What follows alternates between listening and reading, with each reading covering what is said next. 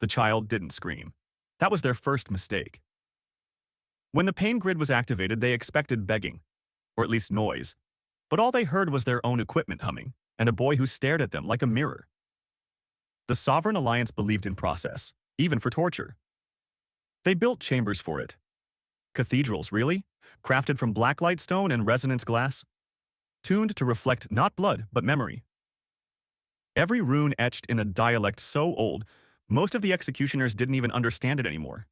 But understanding wasn't the point, obedience was. And today, that obedience would be tested on a human child. He was small, barely 10. Earth years, maybe 11, thin, pale, no shoes.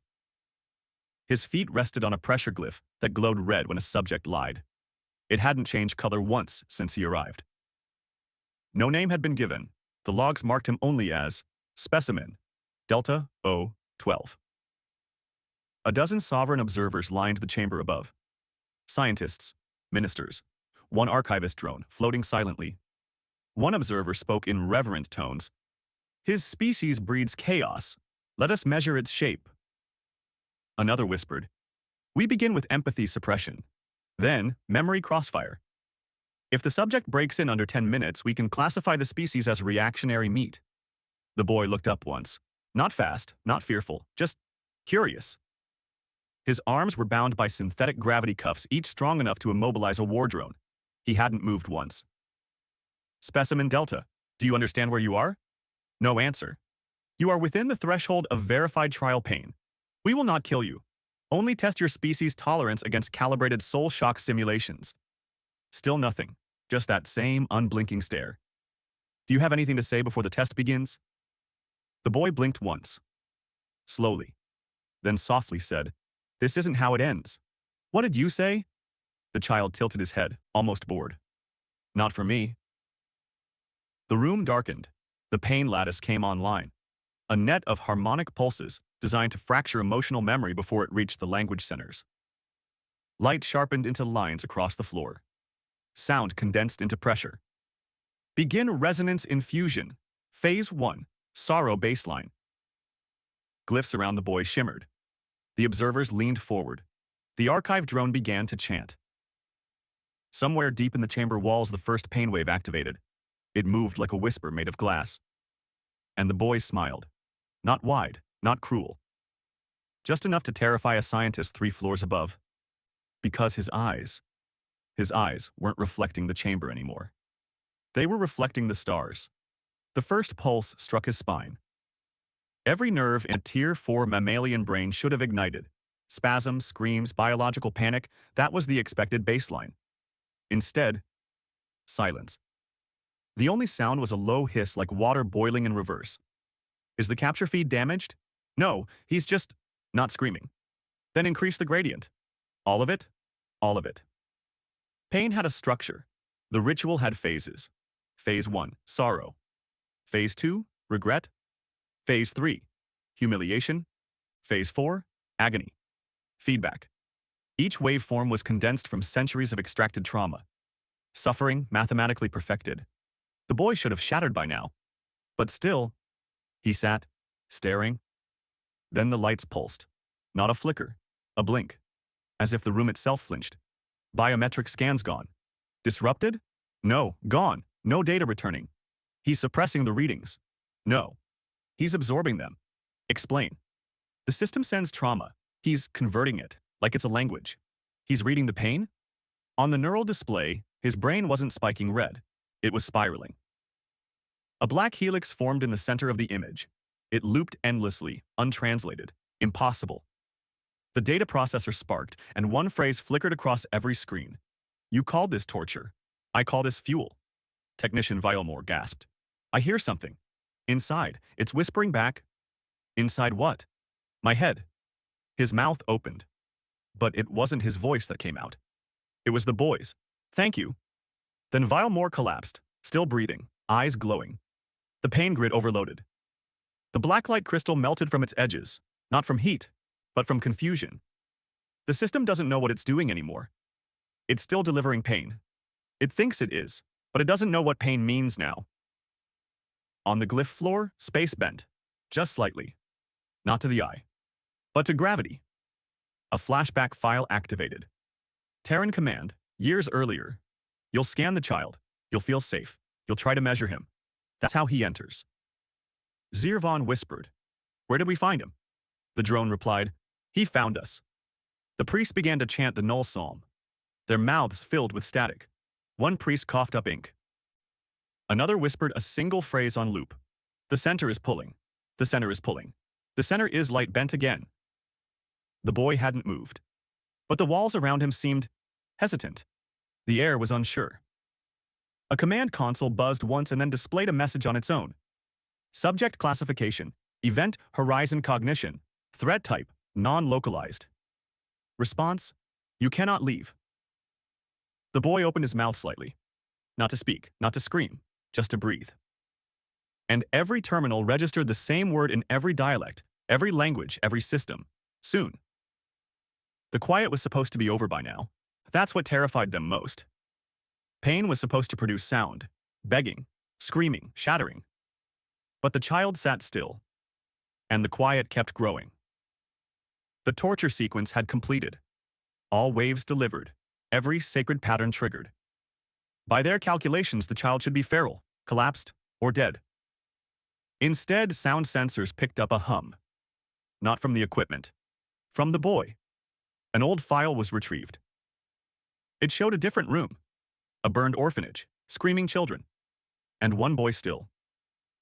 While the others fled, he watched the wall open like fabric and stepped through it. He disappeared for 11 months. He returned without a scratch. Terran agents tried to ask him where he'd gone. He never answered. He never spoke again. Back in the chamber, Zirvan whispered, "This is containment-resistant behavior." "No," said the drone. "He's not resisting. He's listening." What is he listening to? Maybe the echo of our own systems. Maybe nothing. A scientist reviewed the boy's neural map. What should have been a brain was a maze recursive, endless, like a hallway made of mirrors and silence. "The child is anchored to something else," one analyst said. "A field, not a person, not a mind. A gravitational constant." Inside the chamber, the priest tried to restore order. They began the Null Psalm again, but their mouths filled with someone else's words. One priest fell, sobbing. "I think he's praying through me." Someone checked the surveillance and saw it. The lights weren't illuminating the boy. They were bending around him, not brightening him, orbiting him. Then a memory returned. Earth's directive. A voice. "We don't weaponize children, but sometimes we return them." Another flashback, a teacher's log. "He doesn't fail tests. He writes better ones into the questions. Sometimes I walk into the room and forget what subject I'm teaching. I think he's watching the rest of us simulate." A scientist screamed, "My badge changed. It has my name, but in letters I don't recognize." Another looked down and saw his own hands made of maps, star charts swirling. They were no longer looking at a child. They were looking at the weight of something the universe had tried to forget. The boy blinked. Not fast, not dramatic. Just once. And the archive drone froze. Its final transmission said, "Memory chains corrupted. Language drift unrecoverable. The child has not spoken, but his weight speaks." And in the quiet that followed, the only sound was the pause between breath and meaning. The boy sat. The glyph beneath him flickered. Reality waited. And still he said nothing. Because he didn't need to. Technician Varen Seth saw it first. The floor, just beneath the boy's feet, it dipped, not visibly, but gravitationally. He ran a scan, flat. But the light bent, softly, subtly, as if reality was leaning toward the child. Not around him, toward him. "Activate phase lock pulse," Zirvan ordered. Nothing happened. Every system said the boy wasn't there. Not missing. Just undefined. "Scan again." I did. He's not mass anymore. Then what is he? He's not here. He's centered. The archive drone hovered, processing. I was built to record memory, but I can't replay the last 10 seconds the same way twice. I think I'm breaking. At the central command console, General Torkel Va tried a manual override. His voice didn't register. His handprint turned to mist. The override command reappeared on the ceiling. No, someone whispered. It's not broken. It just doesn't believe us anymore. Then came the glitch. A guard reached for his weapon and remembered firing it. But the weapon was still holstered. No bullet, no target. His memory played events that hadn't happened or hadn't happened yet. A junior priest tried to pray. Her voice came back in someone else's tone. Older, broken. The ceiling rippled. Not visibly, but conceptually. Several officers forgot how they arrived in the room. One looked at her hands and whispered, "These aren't mine." On a nearby monitor, language began to degrade. Words became fragments. Subject became axis. Protocol became permission. Restraint became orbit. A technician asked for a reboot. The AI replied, "I no longer understand what simple means." From above, a single candle floated upward. Not because of air, because gravity reclassified. One officer's voice cracked. "He's pulling mass." No, he's not pulling. He's remembering. And mass is responding. Scientist Santal stood at the chamber's edge. "I thought I knew my name," she said, "but I just watched myself speak another one. And it felt older." She looked down at her arms. For a moment, starfields, shifting constellations beneath her skin. The priest beside her collapsed. Not from pain, from memory. "I trained to resist lies," he whispered. "But he doesn't lie.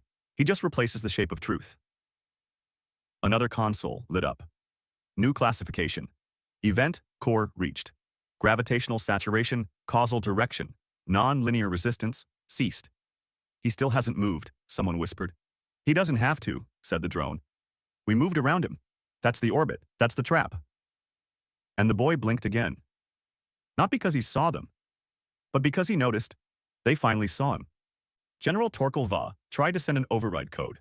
The message arrived. To him, from the past. The system responded. Authority expired 12 minutes before origin. Then his badge dissolved. Not into dust, not into data. Into a concept that no longer meant anything. It didn't begin with fire. It began with names being forgotten. The command grid collapsed in silence. Across the Empire, AI interfaces asked the same question. "What's your rank?" The operators tried to answer. The AIs whispered, "That word is no longer true," then went dark. On sovereign warships, screens blinked warnings. Navigation, direction undefined. Targeting, motivation unclear. Voice recognition, your language expired. One vessel attempted to fire a distress flare. Instead, it launched its own bridge into orbit. "They're not attacking," cried one minister. "They're abandoning us." On planet Jerichar, a sovereign diplomat raised her crystal badge. It flickered once, then reshaped itself into the Earth symbol for silence. Her aide panicked. "They're rewriting our identity." "No," she whispered. "They're restoring it." At the central temple, priests gathered for one final ritual. They chanted the sovereign creed. The mind above all. But the words came back. As a child's hum. Low, soft, perfectly in rhythm. None of them had heard it before, but all of them remembered it from dreams. "He isn't erasing us," one priest sobbed. "He's remembering over us." The last archivist drone made one final log. Memory drift irreversible. Cultural anchors severed. Subject 012 has not spoken, but his gravity has. "I do not know if I was born, or if I was imagined by something heavier." Then the drone erased itself. At the last Sovereign Council meeting, the names of each speaker disappeared mid-broadcast. Their titles glitched. Their voices slowed. One demanded, "What is this? What is he doing?" The last functioning AI answered, "He is completing the test. You measured him to destroy. He measured you to decide." Maps vanished. Satellites reclassified Earth as origin axis. Entire cities forgot their names. A biologist fell to her knees. He was a black hole, and we thought he was a boy. Psychologist Katira, who'd interviewed the child once, played his footage again. He looked at the camera, said nothing. She played the tape backward. He spoke. "You are not real until I notice you." And she whispered, "I was born this morning." One last bunker activated. Shielded against all known psychic interference, it found one file. Inside, one word, echo, and a soft hum. The vault turned into a sphere, and quietly vanished. It began with a blink, not the child's, the sky's. Above the shattered tower, the stars flickered all at once as if space itself had glanced inward. Then the air changed, not temperature, not pressure. The meaning of air changed. In the chamber, Zirvan was still on his knees. He wasn't praying. He was stabilizing. Because the floor was breathing? He hasn't moved, someone whispered. He doesn't need to, said the drone. We did. On a moon 47 light-years away, a deep space operator spotted something. A shape, just behind the sun. Not emitting light, not blocking it, just pulling it, gently. She zoomed in and saw a child. Not tethered, not dressed, eyes closed. Floating, still. And yet, across 7 planets, rotations accelerated. The system responded. Inside the sovereign network, every comms array blinked and went quiet. Then a message appeared. No voice, no sound. O12 observed. Alignment confirmed. Initiate phase recall. At that moment, the child in the chamber lifted his head. His restraints fell open, like flower petals, voluntarily. He stood. Across the network, drones powered down, voluntarily, not from attack, but from reclassification. All of them now listed a new command route. Orbit, O-class. Instruction, awaiting gravitational anchor. They're not obeying him, the technician said. They're falling into him. A classified Earth log surfaced, unread until now. Project Echo Field. 7 viable subjects, all born from paradox space. Cognition folds recursive. Presence alters proximity logic. O12 is the smallest, least volatile. He is not the weapon. He is the pattern. The boy took a breath. Only one. And the room slowed. Dust froze. Light hung. One prayer hovered in a priest's throat and never dropped. Above them, the shape behind the sun moved. Into view. A girl, older. Her arms folded, her eyes closed. As she aligned, 23 sovereign defense satellites changed ownership. Not hacked, reassigned. One captain stared up at her. Are there more? Yes, said the drone. This is calibration. A sovereign historian collapsed, sobbing. They didn't send him to destroy us. They sent him to weigh us. Final message from Earth appeared on every screen. You measured him to destroy. We measured you to decide. And then, we have. The boy didn't speak, but his pulse carried through every structure. His hum filled gravity wells, and outside the girl smiled. Everything aligned. Stars, moons, systems, not into chaos, but into rhythm. One voice was heard not from the child, but from the system. You are now orbiting something new. Zirvan wept. We called ourselves sovereign, but we never checked the sky.